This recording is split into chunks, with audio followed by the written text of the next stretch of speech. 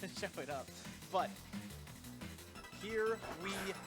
Joao leads off with Volcarona and Dragonite coming through here. And there's the shiny forms of both of them. I got a charm in my bag that has the shiny Dragonite on it. Yeah, very, very cool. And a good flex, of course, from John's team. Not seeing the Annihilate immediately for Joao's side, I think is a very good sign for John. But now we're going to see, number one, which one of these Dragonites is trained a little bit quicker, you know, which Terra type, the Steel for John's Dragonite or the Terra Fairy for Joao's, which one might come out in this turn, and will we see any Dire Claw shenanigans? The fastest thing in the field can click a move pretty unabated, at least this first turn. Yeah, and especially because there's not a ton of threat for Sneasler on the field here. The Extreme Speed obviously is still a good chunk of HP, but not enough to be a KO in this situation. So he's going to take it, but John's going to grab the instant, bring it straight in, and instantly get that little Intimidate onto that Dragonite. Not much of a difference onto the Volcarona, but does knock it down to that -1. We are going to see the Terrestrialization immediately. That looks like Joao's Dragonite becoming that Fairy type will become completely immune to the Scale Shot from John's Dragonite. And important to note, both of these Dragonites, well, I'm sorry, I was going to say both of them only running Scale Shot. Joao's does have the Extreme Speed option as well, as Volcarona gets a Tailwind up, and the Scale Shot's going to come out into what was that Sneasler, but at -1 attack into this very bulky Incineroar. Not going to do as much damage as Joao would like to hope this turn. It's still a decent chunk, especially because Incineroar is one of those Pokemon that is going to be coming in and out a lot. Getting that little chip damage is super important to be dealing with that with the big cat, and it looks like John is thinking about switching out that Incineroar instantly back in, and you got to think about what you really want to do into this, because Volcarona, again, is not the defensive one that really likes setting up that Quiver Dance. It's got Tailwind, it's got Will-O-Wisp. Really, your option here is to think about, am I going to get burned on my Dragonite this turn, and is it worth it to switch that out? Yeah, John choosing to Terrestrialize here on this turn, becoming a Steel type with his own Dragonite to resist the Scale Shot from the other side. Important to note here too, the Volcarona for Joao does not have Protect. So this is going to be, because of no switches, a pretty safe Fake Out and Scale Shot into the Volcarona, provided, of course, the 90% accurate move hits. But we're also going to see the other Dragonite for Joao click its Scale Shot first. Classic Regulation H gameplay here. Two Dragonites that are not Dragon types anymore, trading Scale Shots back and forth. Just two friendly-looking guys swinging scales at each other. The important thing, though, is that Joao does feel much more ahead in this game so far because of the additional damage it got on the Incineroar. And while this Scale Shot's going to add up damage to the Volcarona, this Volcarona does have the Citrus Berry item, so it should be able to take, even if 5 hits come out from John's side. True, but then the next turn you have to think about, is the Scale Shot's going to go directly back into that Volcarona? And now you're thinking, John is in a fantastic position to bring somebody else in. The Dragonite is at -1 still. Volcarona isn't as much of a threat to the other Pokemon that are in the back here. The Heat Wave obviously being the biggest thing to worry about here. You have to make a decision on the 50-50, really. Yeah, it becomes very difficult for John, at least this turn. You need to accomplish the goals of both stalling out Joao's Tailwind for his final 2 turns, we just got to check, and eventually getting up your own Tailwind so that you can attack this Dragonite, which now is at +2 speed on Joao's side, and is going to get to +3 now after the Scale Shot. You are really worried about this instant now, because that is a good chunk of damage, and you're worried about being in, even with resistance. And the critical hit definitely puts it into the range to be KO'd, and it doesn't even need the Heat Wave to take out that Incineroar. No, and I think even without the critical hit, the Heat Wave likely is going to pick up the Incineroar regardless, but 5 hits from every single Scale Shot we've seen so far, I believe, on both sides, you know, really playing with the RNG for these two teams. And looking at what at least John has in the back, it becomes pretty difficult to see a way out, at least this turn, to find a safe passage through this last turn of Tailwind on Joao's side. Joao still has not thrown out a third or fourth Pokemon yet, so there is still no idea what the other supports are in this situation. Really, you just have to wait out this Tailwind. But then, on the other hand, that Dragonite's at +3. The man has the loaded dice as it always does. How much damage is that going to do to this Sneasler? Yep, and we do see a very risky lack of a protect on this side for John's Dragonite. The extra chip damage coming out for the scale shot from Joao's Dragonite should be more than enough to put John's Dragonite in range of this Heat Wave, as again, another 5-hit scale shot. That's, I think, 4 now that Joao's Dragonite has hit. And the Heat Wave goes into the protect first for Sneasler, and it will connect into the Dragonite, finishes off that Pokemon. We do now get to see John's 4th Pokemon on the field, and importantly, we are now out of Tailwind on Joao's side, but I think he's perfectly fine with the situation as it is, as this opposing Dragonite, the Terra Fairy Dragonite, has just been such a menace for John to deal with this entire game.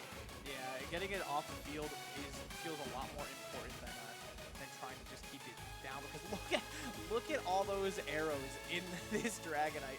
4 down, 4 up, sorry, 5 down, including that -1 attack, and it's still doing a lot of damage.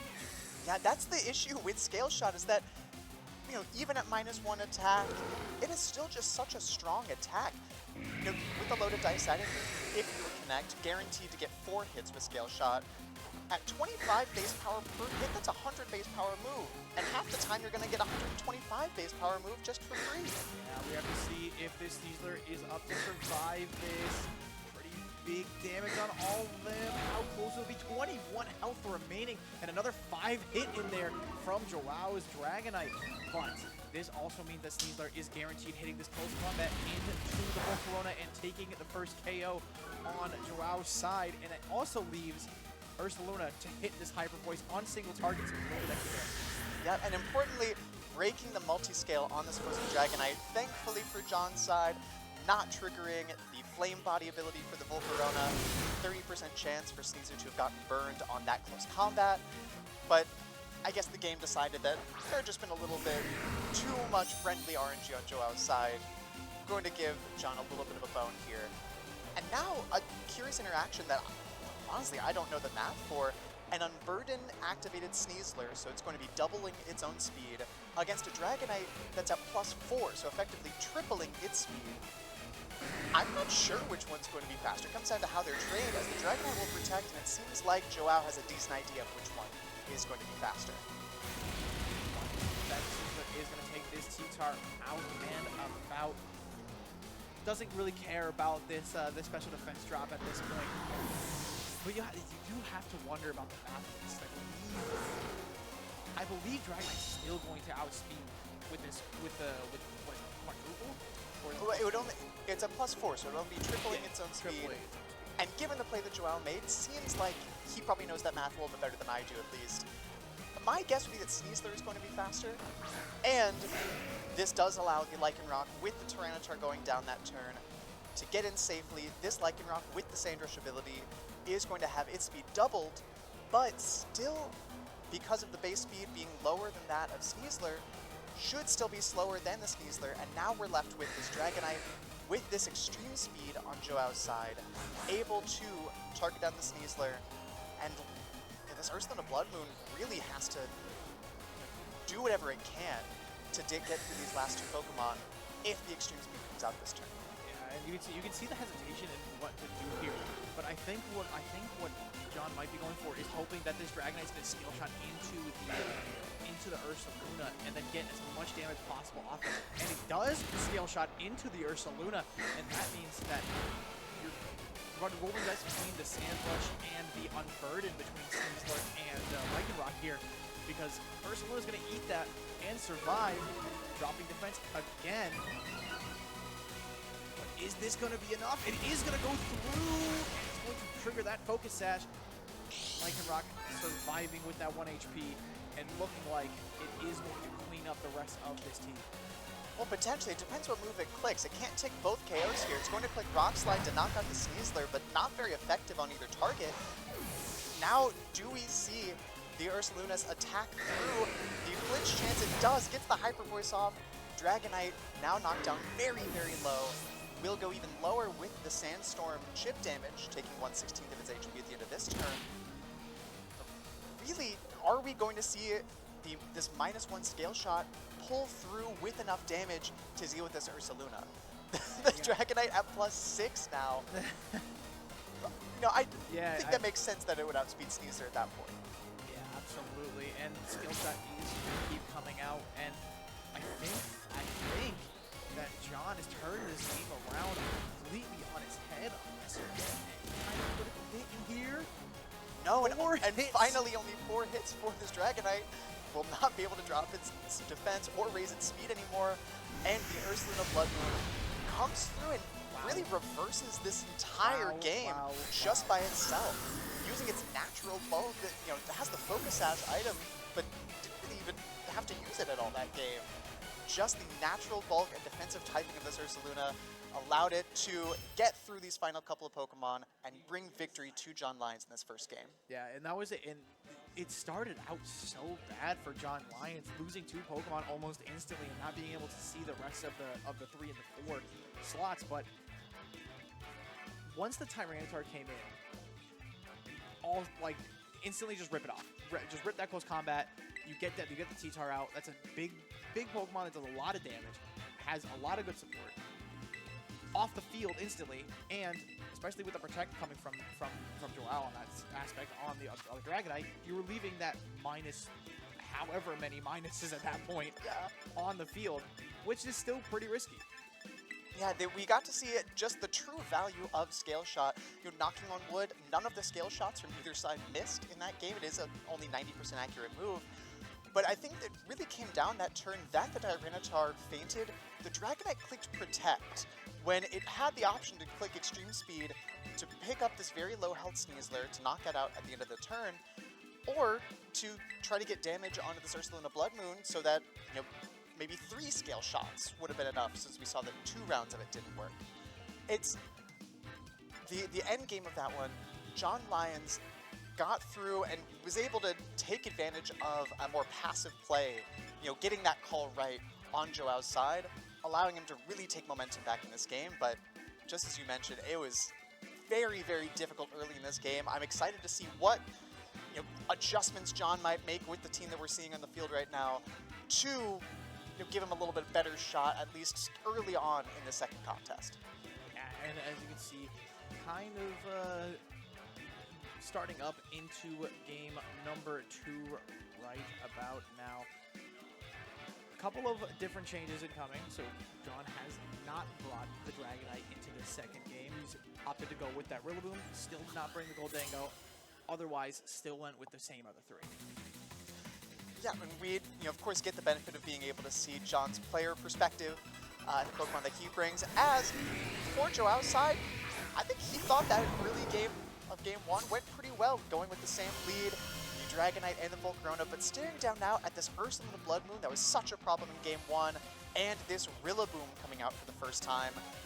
And I'll be honest, if I'm a Rillaboom staring down a Dragon and Flying type and a Bug and Fire type, I don't know if I'm the most excited Rillaboom in the world right now. I definitely wouldn't be either. But at the same time, all really this Volcarona can do to threaten this to threaten Rillaboom in an extreme way is to drop that Heat Wave. Yeah, well, yes, because the Dragonite also does not have a flying type move. The Volcarona does have Struggle Bug and Heat Wave, 2 spread moves that are super effective into this Rillaboom. But the Rillaboom, as we're seeing right now, can just click this Fake Out into this Volcarona that does not have Protect, and we'll see just how much damage this Ursaluna Blood Moon on John's side is going to be able to do, being left alone here on this first turn once again.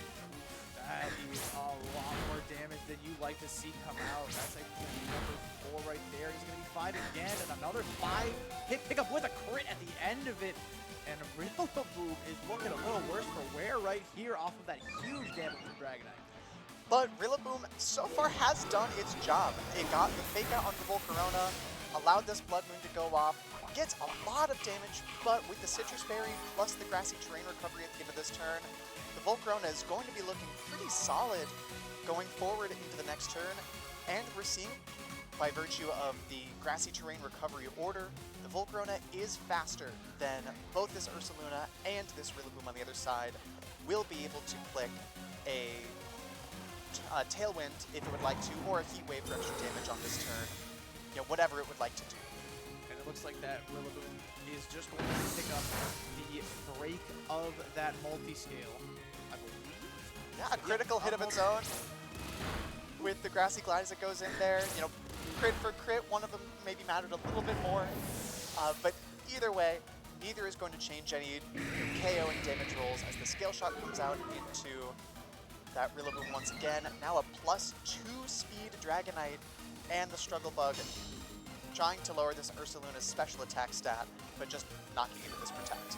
Yeah, this giant bear is a monster with the damage in almost every single form that actually both forms it has. It's a monster of damage. That Blood Moon, 140 base power, can do a ton to the bulkiest Pokemon as long as it is not taking it as not a very effective damage. Exactly, and we do see now this Incineroar that was so valuable for John in that first game, really just to get the Fake Out pressure and the Intimidate onto this opposing Dragonite. Now gets to come in, click another Fake Out, and set up a much safer position for this Ursaluna to get off another attack. I'm excited to see what this Ursaluna actually ends up clicking as the Volcarona switches out. Yeah, and John did fake out that slot as well, so it's going to do just a little bit of a chip damage right there to Tyranitar, and the Sandstream is going to proc straight up here. John also going for this normal terrestrialization, so this Blood Moon that is coming out is going to be a behemoth of damage. Yeah, and you see now, John may be recognizing, you know, not utilizing his resources to the best ability on that turn 1. If you're going to end up terrestrializing the Ursaluna Blood Moon later on in this contest anyway, it may have been more valuable to terrestrialize it immediately on that turn 1 to pick up the KO on the opposing Volcarona with that Blood Moon, with the extra damage coming out. Now, you're launching a Terra Normal Blood Moon into the Protect of the Dragonite. You don't have the opportunity to click the Blood Moon again next turn. You're just going to have to get away with clicking your either Earth Power, Protect, or your Hyper Voice. And a nothing ever happens moment right there with a little chip damage from the Sandstorm, and then instantly getting all that back from the Grassy Terrain. Instantly switching out. That Sneasler coming in, going to take a little bit of damage most likely from this. That Scale Shot. Oof, that is a good chunk of damage, and it's going to keep going. That's number 2. Number 3. Number 4. And it does get that number 5 as well, down to 12 HP. That might be enough for that Sandstorm buffer to take it out as well. Yeah, I believe we'd seen last game that the Sneasler at about 12 HP would survive the Sandstorm chip at the end of the turn, but of course not going to matter with that Rock Slide. Yep. And an important interaction that we're going to see in this contest as this Hyper Voice comes out. See how much damage this does to the Dragonite. Will be enough to pick up the KO? Not quite. And of course, very little to this Assault Vest Tyranitar on the other side. But an important interaction here, seeing that the Sandstorm chip damage happens before the terrain recovery. So, knocking the Sneasler down to very low HP, knocking this Terra Normal Blood Moon, you know, if it were knocked down to its Focus Sash, for example, the Sandstorm chip is going to pick up the KO before it would heal back up with the Grassy Terrain. You know, time-honored strategy for the Sand teams. You see the Endeavor Focus Sash Lycanroc on the other side. If it gets knocked down to its Focus Sash, you can Endeavor bring the opposing team down to 1 HP and have them just get KO'd to that Sandstorm chip. So to explain, weather always goes first with effect instead of terrain. So like if you're getting buffered, it's always that effect first, and then you're getting the terrain. Yes, there are, I believe it's weather, terrain, items. You know, if you were leftovers, it would happen after the Grassy Terrain as well. Don't quote me on that. This is the one interaction that I know because it came up in a set that I was playing yesterday where my Focus Sash Sneasler did not like playing in the sand even when I had Grassy Terrain out. I love the sand. Such a fun mechanic. Unfortunately, the types that get affected by are the ones that are very easily taken out as Volcarona comes back in and eating a little bit of that little fake out there, but then Ursaluna going with Pepperpoint one more time, and this definitely looks like and definitely is going to take out that Volcarona who just came in to go straight back into his Pokeball. Yeah, and really for Joao, that's kind of all you need. You know, the Dragonite will still be the fastest thing in the field. There's no priority threat for these final two Pokemon for John's side. You know, you'll be able to click your Scale Shot. Yes, you are at -2 attack now after the second Intimidate, but once again, a free switch in for the Lycanroc with no threat of priority on John's side. Will be able to get a lot of damage off onto the field as the Ursaluna Blood Moon has shed its ground typing that was so important in Game 1 for resisting that Rock Slide. However, you see the close combat come out from Lycanroc and do, honestly, not as much damage as I was expecting into this Incineroar. Now you just got to see if this Incineroar is going to survive this onslaught of scales. Here's number 3. Number 4 is going to be a critical hit, and it's going to take out the Incineroar in the most unfortunate fashion for John Lyons. That is so tragic. Yeah, and you know, maybe 5 hits of the Scale Shot would have been enough to pick up this Incineroar as well. You know, so there was the chance that you could get the 50-50 on that too, but the critical hit removing all doubt, bringing this Incineroar down, and putting Joao in a very commanding position in the end game here of Game 2, likely going to send us to a 3rd contest in this set. I actually am not sure myself on which turn it is for Sandstorm, but looks like that John Lyons is considering just leaving it and going on to just GG go next. Yeah, I mean, based on my internal clock, which is primarily just vibes, I think this is the last turn of Sand, maybe the second to last turn. But I want to say because Tyranitar's on the field, no, I think it's the second to last turn because it switched out immediately. Yeah, and there is the forfeit for the end of the game. Going into Game 3 finally, so what do you think has to change for John Lyons? Because there's a lot of situations where he makes a call that have very much put him in the backseat positions, and especially in Game 1, kind of felt like he benefited from the click of Scale Shot rather than the Extreme Speed.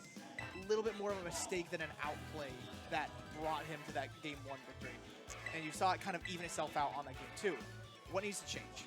Yeah, I'm really, for John's side, I'm a little bit surprised to have not seen this Golden Go appear at all in this set.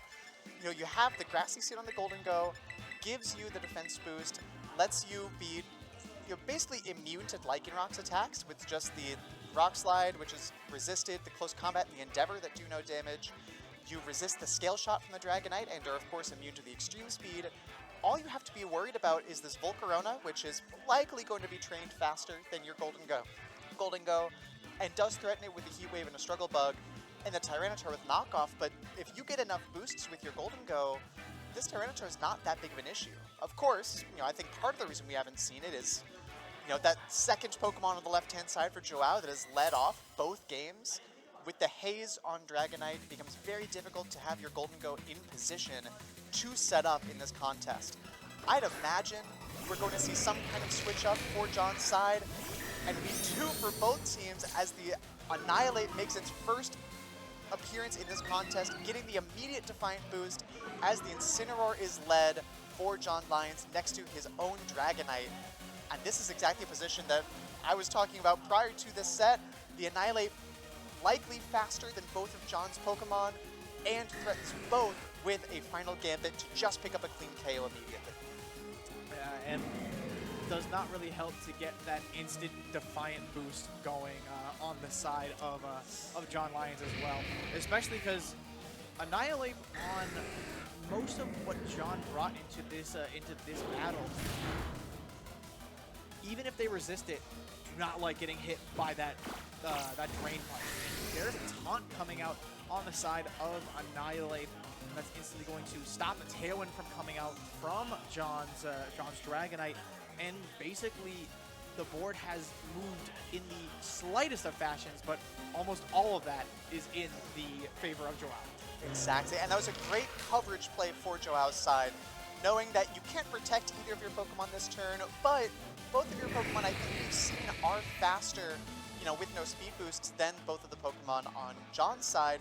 So all you need to do for Joao is guarantee that that speed order will remain in place. You taunt the Dragonite, your Annihilate can't be faked out. You guarantee that no Tailwind is going to get set up for John's side. And even if you take, a Scale Shot into your Annihilate, well, that's just giving you more Rage Fist boosts. And your Volcarona now is pretty free to click Tailwind itself on this next turn. Incoming, the Water Terrestrialization, maybe hoping to defer that Drain Punch on the side of the Annihilate. But again, you have to just hold your breath. There is not a there's not a final gambit, but the Willow is going directly into Dragonite. That is going to make sure its attacks are extremely loose. And then the Pulse Combat's going to do a good chunk of damage into that Incineroar. And now you're going to see a very much less boosted Scale Shot. Still did a good chunk of damage. Yeah, with the -1 defense now for Annihilate, but at least your Scale Shot is not doing nothing. If we do see, say 5 hits and a double up, or even after the 4 hits, potentially a Flare Blitz coming out from Incineroar here could be enough to pick up this Annihilate with the defense drop. There's a knockoff. That is going to pick the KO up. That's a huge hit there from the Incineroar. And John, starting off with the first KO of the game, that's something that he has not done. No, it did cost him his Terrestrialization, but getting through that Annihilate without having either of your Pokemon get knocked out, I think that's a huge win for John. And I'm very surprised that knockoff was enough to pick up the Annihilate from that range. Typically an Incineroar not going to be trained to be terribly offensive. With your final Gambit, your Annihilate likely has a lot of at least HP investment, but ended up being enough, and getting a sneak peek into the remaining 2 Pokemon on John's side, seems like he might have the tools to make it out of this one. It really just depends on if Dragonite can get through this last turn of Taunt so that it can click its own Tailwind to match speeds on Joao's side next turn. Yeah, what you have to really be aware of, though, is that there absolutely is a read that would do a devastating amount of damage, because Incineroar at this time is in the position to get KO'd by a low kick. But if you bring it in for a Rock Slide, Incineroar's fine, Earth Bloom is fine. Low kick, though, very scary in this position. But the Dragonite is going to pop another Scale Shot into that Volcarona, activating that Citrus Berry. And I am not sure at this point if this Dragonite's going to live to see the next one. I would imagine it's a Rock Slide coming out from this Tyranitar, and a Dragonite at -2 defense, staring down at Tyranitar's Rock Slide is not going to have the greatest time in the world. That's just a double knockout with the Rock Slide. The critical hit on Incineroar, I think, may have mattered. John with a little bit of a smirk, I think he thinks that also may have mattered on the Incineroar, making this turn at least a little bit more difficult and giving Joao an extremely commanding position with the Tailwind setup, with the Sand, and with an unrevealed 4th Pokemon. And you have to pop your last 2. Hey, Bay, the Ursaluna is back out here in Sulphur. The Sneasler back on the field. Unfortunately, there is not a reliable way for you to get this unburdened Brockton. No, thankfully for John's side is that neither of these Pokemon threaten all that much damage on your Sneasler. The Tyranitar actually does. I take that back. It can always click the Terraflying Terra Blast and really do a ton of damage to the Sneasler. But Joao does not have an ability to take both KOs this turn. So for John's side, you really just have to figure out which KO is Joao going to index on, and how can I avoid being punished by that. Yeah, you might have called this perfectly. There is the Terra onto the Tyranitar, and it is going to, that most likely is going to lay directly into that Sneasler. The real question kind of is, if there is investment is there enough investment in Tyranitar's speed that it will outspeed that Sneasler? But there's the Heat Wave. It's not going to take a KO either side here. Barely doing about half the HP bar. And then there's the low kick. Wow. Yeah, an incredible call by Joao there. really taking advantage of the protect on John's side, and at that point, you really, if you're John Lions, you kind of have to go for a read, decide which KO Joao is going to try to take and protect that Pokemon. And unfortunately for John, just didn't get that one correct. It's going to be a come from behind victory in this set for Joao dos Santos, moving to 2-0 in this tournament today. John Lions still 1-1, plenty of time to make that up in the next 3 rounds. Still very possible to get into top cut with that, but an incredible win for the Sand team on Joao's side. Still incredibly early, but very, very well navigated set there from Joao.